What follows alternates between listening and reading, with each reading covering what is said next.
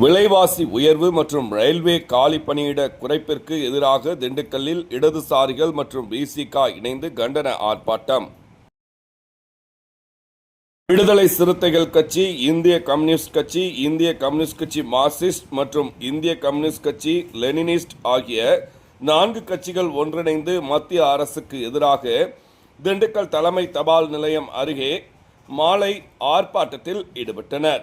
இந்த ஆர்ப்பாட்டத்தில் 4 கட்சிகளைச் சேர்ந்த சுமார் 80க்கும் மேற்பட்ட நிர்வாகிகள் மற்றும் தொண்டர்கள் கலந்து கொண்டு மத்திய அரசுக்கு எதிராக கண்டன முழக்கங்களை எழுப்பினர். இந்த ஆர்ப்பாட்டத்தில் மத்திய அரசின் மக்கள் விரோத போக்கை கண்டித்தும் பொதுமக்களையும் வணிகர்களையும் கடுமையாக பாதிக்கும் எரிவாயு விலை உயர்வை உடனடியாக கைவிட வேண்டும், இளைஞர்களின் எதிர்காலத்தை பாதிக்கும் வகையில் ரயில்வே துறையில் பணியிடங்களை குறைக்கும் முடிவை திரும்ப பெற வேண்டும் போன்ற கோரிக்கைகளை வலியுறுத்தி ஆர்ப்பாட்டத்தில் ஈடுபட்டனர்.